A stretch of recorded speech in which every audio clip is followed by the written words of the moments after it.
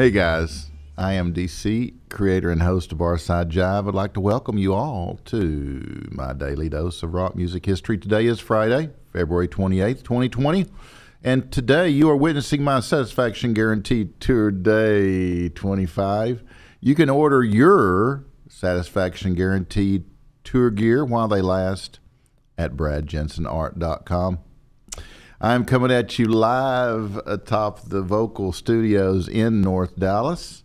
Now, what do you say we talk some rock and roll? Yeah, rock and roll.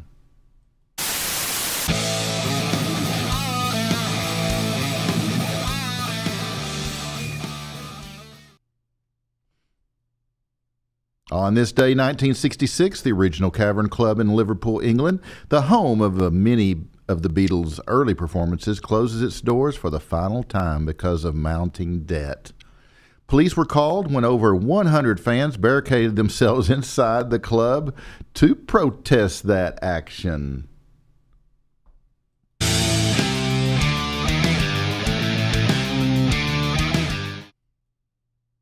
25-year-old Frankie Lyman, lead singer of the Teenagers, died of a heroin overdose in his grandmother's New York home on this day in 1968. Lyman was on leave from a Georgia Army post at the time and was scheduled to record for Roulette Records the next day.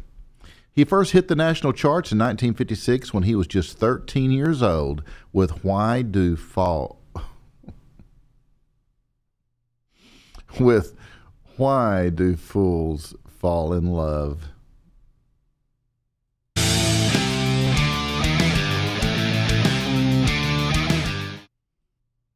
On this day in 1970, after the family of the late Ferdinand von Zeppelin threatens a lawsuit, Led Zeppelin performs in Copenhagen, Denmark as the Nobs. That's right, guys, the N-O-B-S, the Nobs. Now, here's how this went down. So courtesy of Eva von Zeppelin, who'd first clashed with Led Zeppelin, the band, the year before, when they visited a Danish television show to tape a performance, already unhappy that someone else was making money off her family name, von Zeppelin criticized the group for sounding like shrieking monkeys. Things got even worse backstage when a pleasant conversation over tea led to an uncomfortable gaffe.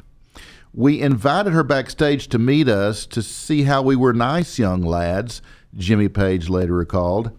We calmed her down, but on leaving the studio, she saw our LP cover of an airship in flames, and she totally exploded.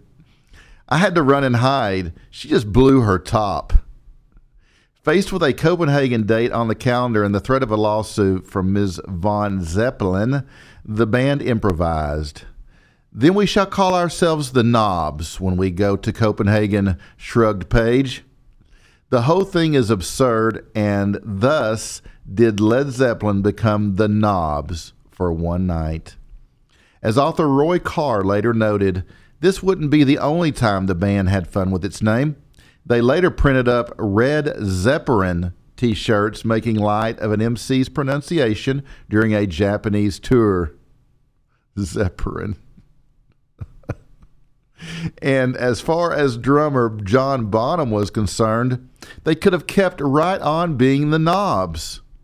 Personally speaking, Bonham cackled to Carr, we should have continued as the Nobs.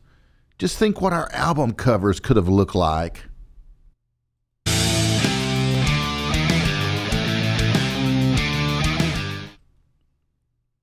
28-year-old Bobby Bloom, who is best remembered for his number 8 1970 hit Montego Bay, dies of a gunshot wound to the head on this day in 1974.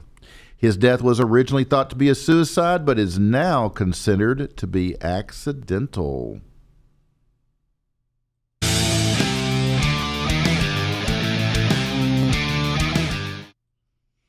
On this day in 1976, the theme from the ABC TV program SWAT became the first television theme song to top the Billboard Hot 100. Before that, the theme from the original Hawaii Five-0 had made it to number 4.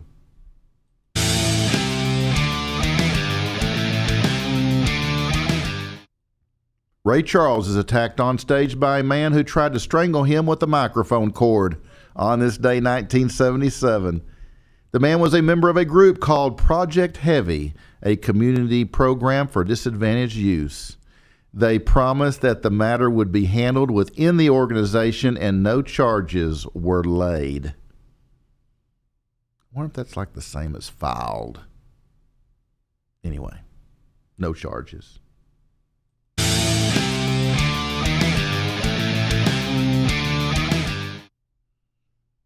Back to me. Did you miss me? On this day, 1985, David Byron, vocalist and co-founder of the British rock band Uriah Heep, suffered a fatal heart attack at the age of 38. Wow, 38, guys.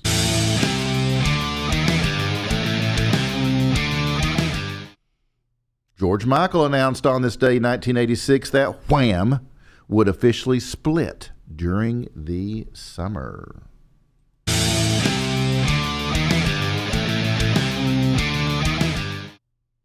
The Doors were honored with a star on the Hollywood Walk of Fame on this day in 2007. Guitarist Robbie Krieger and keyboardist Ray Manzarek were on hand, along with Elektra Records founder Jack Holzman, who signed the band and worked closely with them in the studio. Drummer John Densmore did not attend the event.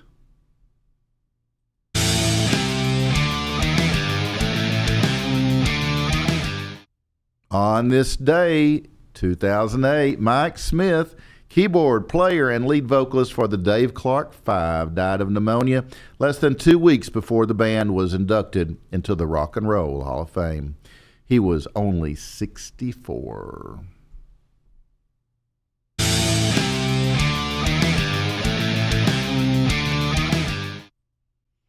Also on this day in 2008, former Culture Club frontman Boy George O'Dowd pleaded not guilty to charges of false imprisonment at a hearing in London, England.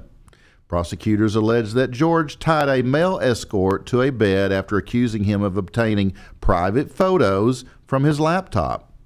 The 46-year-old singer would be found guilty in January of 2009 and sentenced to 15 months in prison.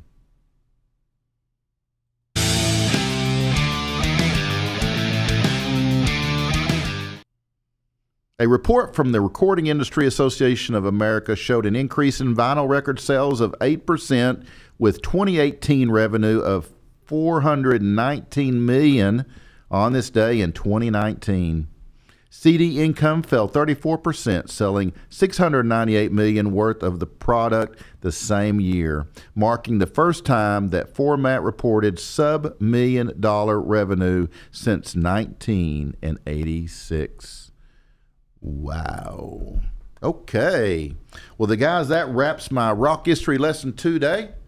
But you can dry those eyes, because there's more coming from me to you tomorrow and every day as I peel back those pages of my big-ass rock history book and explore the past of the rock legends on my Daily Dose of Rock Music. You can catch up on all my Daily Dose episodes as well as all of my content on my YouTube channel. Just search for Barside Jive Live. And you can stalk me on Twitter and Instagram if you choose, at Barside Jive. Thanks for hanging out with me during my Daily Dose today. Please seek every day to be a hero in someone's life. It can be financially, emotionally, physically. Guys, you can reach out and do something for somebody every day. So I will see you back here very soon. In the meantime, peace, love, and rock and roll. There you go, Boner. It's all yours. Have mercy. That's what I thought. Good night, Bill.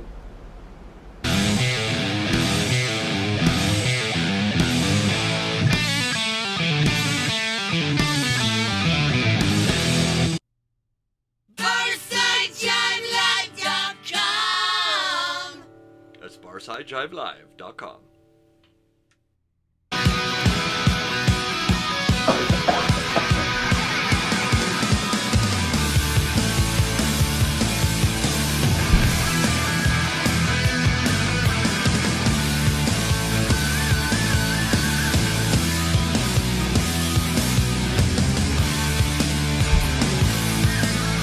Gotta live fast, gotta stay young.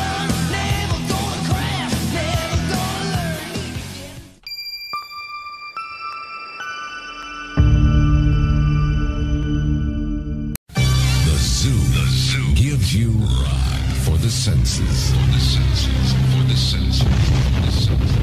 Lows that evolve into highs that pierce.